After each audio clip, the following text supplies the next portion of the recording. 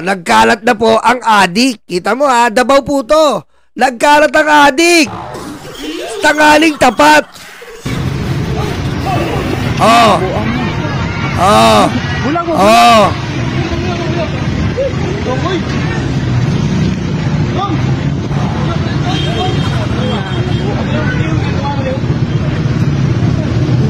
Yan po ang Davao na pinagmamalaki nila. Okay? May nakuha tayong mga sources na talagang pinorward sa atin ng mga video na kalukuhan ang sinasabi nilang Davao, tahimik eh, no? Tanghaling tapat yan.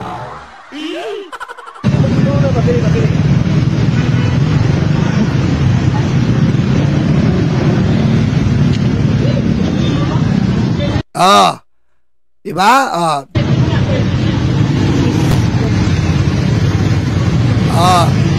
Ano pa, Yolo? Sa harap mismo ng City Hall.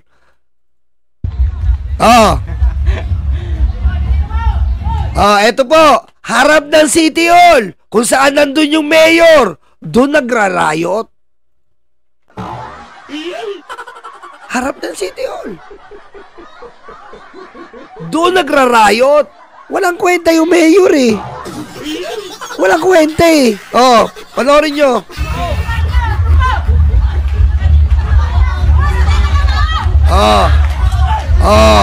Boom, boom.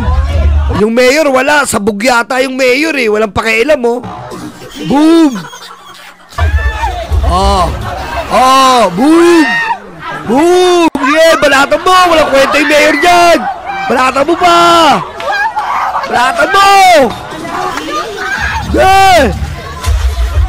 Boom. Ayan oh. Araw ng Davao. Ayan oh. Harap ng City Hall yan. Boom. Balatan mo pa. Balatan mo. Harap ng City Hall yan eh. Walang pakialamanan. Balatan mo. Boom. Suntuin. Boom. Boom. Sa pool.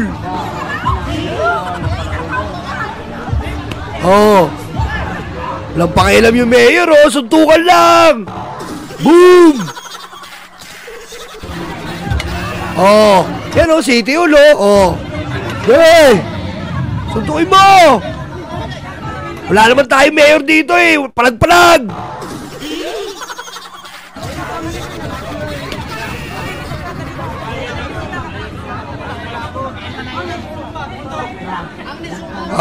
Harap ng City Hall yan ha. Palag-palag.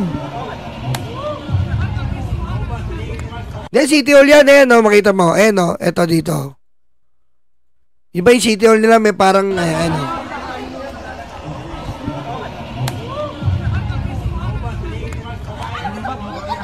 Shabuy,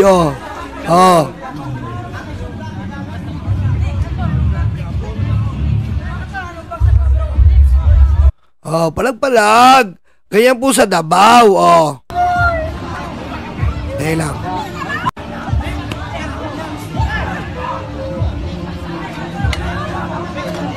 No?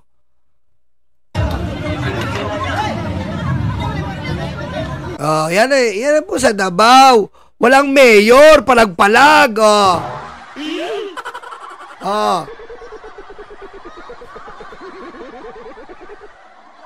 Grabe, no? Pati e-bike, addict na rin. Tignan nyo, e-bike, addict.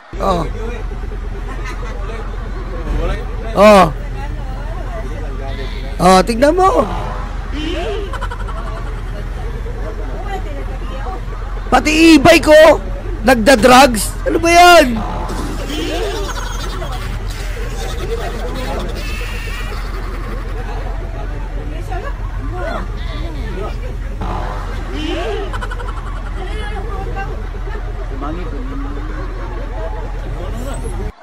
Pati e-bike, nagdodroga, lakas ng trip, paikot-ikot. Wala nagdadrive.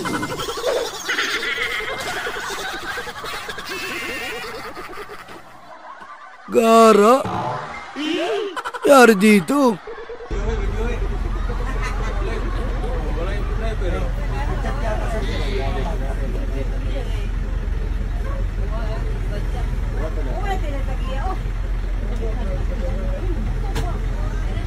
Oh, pati e-bike addict.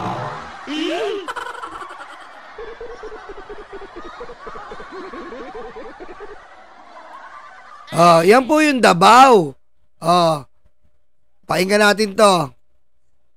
Good morning mga beautiful sisters. Talaga nakakagigil na itong mag-amang Duterte. May mga sayad talaga sa utak. Kung di ba naman mga siraulong mag-ama na ito, si BP Sara dati, may kinausap siyang para ipapatay ang presidente natin. Ngayon, ang tatay naman niya, dapat daw patayin na daw lahat ng mga senador na natitira.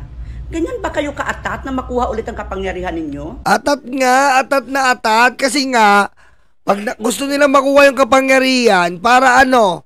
Para po, pag nakuha nila yung kapangyarihan, ano mangyayari? Maaabsuelto na lahat sila sa lahat ng ginawa nilang kademonyohan. Diba? Hindi pa tayo tapos sa Davao, babalik tayo, pakinggan lang natin to. Tiga Davao to, tiga Davao. Hindi kayo magandang impluhensya dito sa Pilipinas. Lalo na sa mga kabataan. Magising naman kayo mga DDS. Totoo yan ha. Hindi po kailangan i-normalize yung mga ganyan. Papatayin kita, papatayin. Hindi po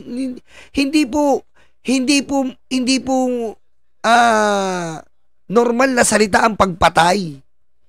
Hindi po normal na salita yan. Pag nagsalita ka niyan, may karapatan kang kaso sa batas. Lalo na, ibinato mo yan sa kapwa-tao mo. May karapatan kaso ka sa batas niyan. Hindi po normal na salita yan. Sa mga Duterte, ginagawa nilang normal yan. Kundi ba namang hayop yung mga yan?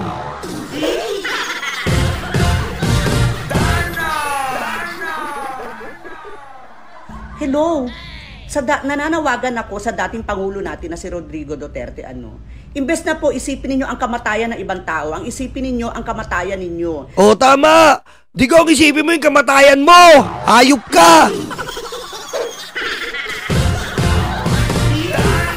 Tama, Digong! Isipin mo yung kamatayan mo, malapit ka na, hayop ka! Disturbing. Sa tingin ko, hindi na kayo aabot ng 2028 sa kalagayan ninyo. Oh, hindi na aabot yan ng 2028. Baka 20, ano lang yan eh. 2026 and a half. Hinihintay na lang natin yung ICC. Baka 2026 and a half na lang yan. Wala na eh. Mukha ng gulay na bulok na nalanta na. Ewan ko na, hindi ko maintindihan na eh. Nayawa na ako mag-Ilonggo. Magpalakas kayo habang natitira kayo. Gumawa kayo na mabuti. Bumawi kayo sa mga kasalanan na ginawa ninyo nung during na kayo ang presidente. Hindi yun ngayon, pati ang mga senador na nanahimik, ipapapatay mo. Ang kapal ng mukha ninyo mga Duterte. Oh, ang kapal ng mukha nyo. Pero mo, anak, mamamatay tao. Tatay, mamamatay tao. Si Baste, mamamatay tao. Si Pulong, mamamatay tao. Wow! It's all in the family. Who is this stupid God? Stupid God? Stupid God?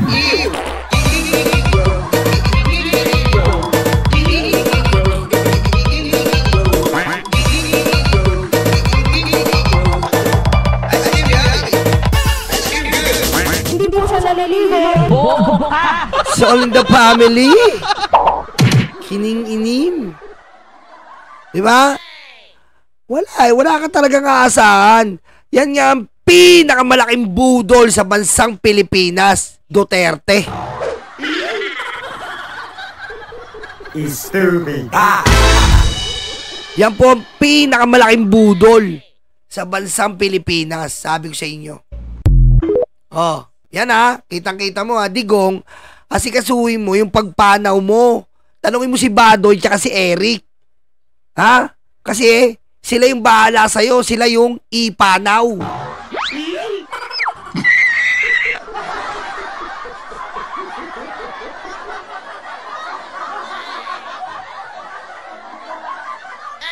Ha? Oh, ito. Oh, tignan mo to. Oh, Digong, tignan mo to. Oh. Oh. Oh, durian. Oh, ayan oh. Durian from Davao.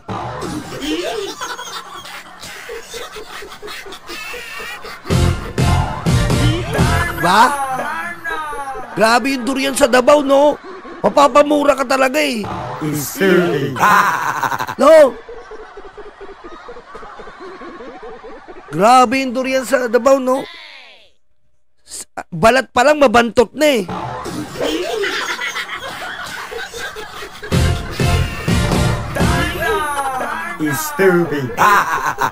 Diba? Tignan mo naman yung durian sa Davao. Kaya pala mabantot ang labas. E, tignan mo naman.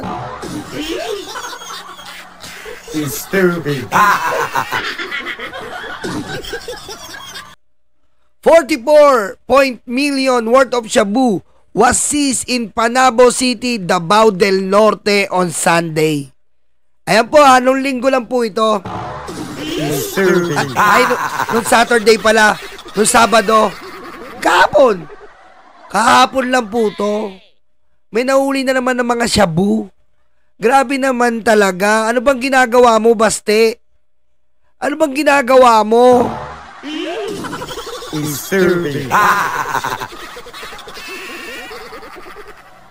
Ano bang ginagawa ni Baste? Nagtatrabaho ka ba?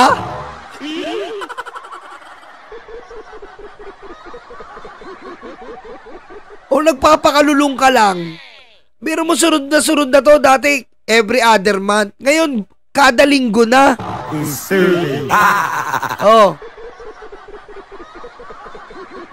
Grabe, tignan niyo po kung gaano karaming droga to.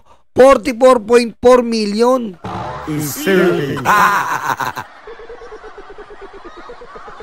Tama ba yan? May mayor kang ganyan? Walang ginawa? Kundi manira ng ibang bagay? Ayaw asikasuhin na nasasakupan? Napaka-stupido.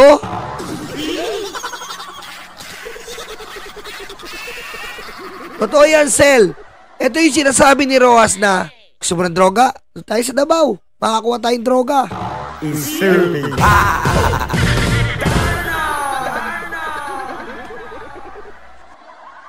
Paano na lang kung ang nandito ay yung mga kapulisan nyo?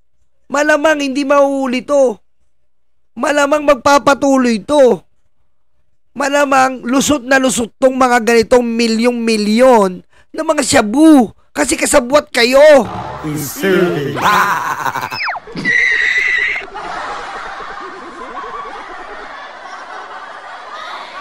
Oh, yan yung mga larawan. Oh.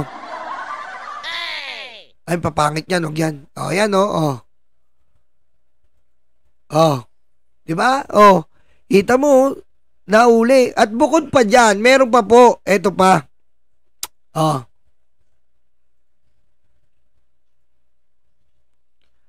Oh. Davao Cops, bukod pa yan, nung February 10 po, Davao Cops seized 7 million illegal drugs. Iba pa itong February 10, nakakuha ng ang ibang kapulisan dyan ng 7 million. Oh. 7 million. Accomplishment on illegal drugs sa Davao. From February 8 to February 9. Isang araw lang. Nakakuha sila ng 7.2 million na shabu.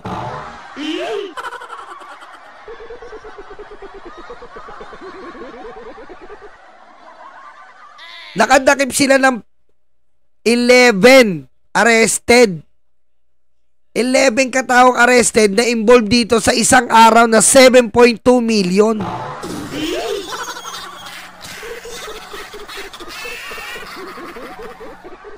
Anong klase ito? Puro ka daldal, sumasama ka pa sa rally ng molestya, party list, padapa. Wala ka namang kinalaman doon. Stupid. Wala ka namang kinalaman doon. Nanggugulo ka lang, puro ka lang Bongbong Marcos, walang kwenta. Bongbong Marcos, ginigipit. Putik, tignan mo muna yung nasasakupan mo. Wala kang trabaho. Disturbing.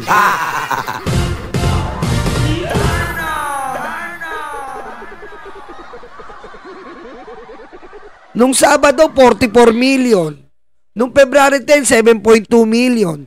Nung nakaraan, nakahuli din sa checkpoint, ilang milyon din. Puro shabu. Disturbing.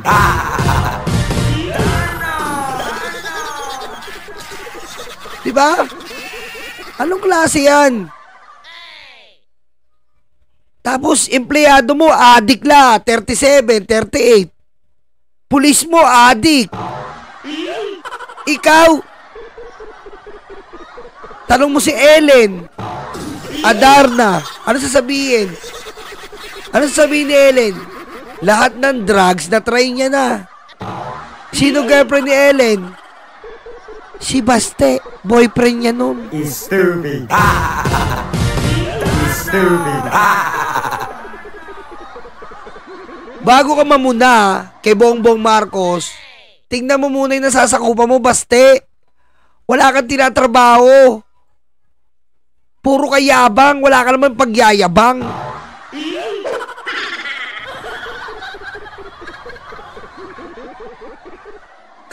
Kaya po ganyan eh. Kaya po papalitan ni Duterte yan, ni Digong. Kaya po papalitan ni Digong yan si Baste. Kasi nga po, walang nagawa. Walang visa, walang modo, walang kwentang maging mayor. Disturbing. Kaya no choice si Digong kung hindi tumakbo uli para pagtakpan ang puro pagkakamali ni Baste.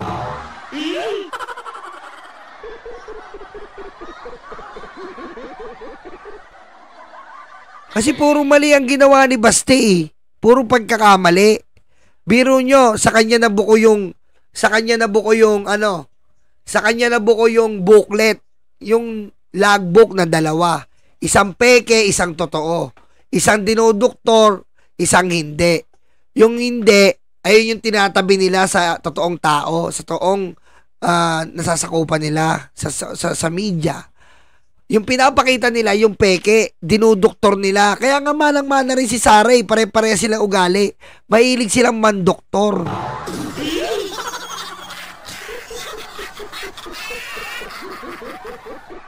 Etong Baste, walang ginawa, kundi manita. Akala mo may nagawa. Akala mo may tropeyo na isasabit siya sa Davao para ipagmalaki siya bilang mayor. Baste, wala ka pa nagagawa.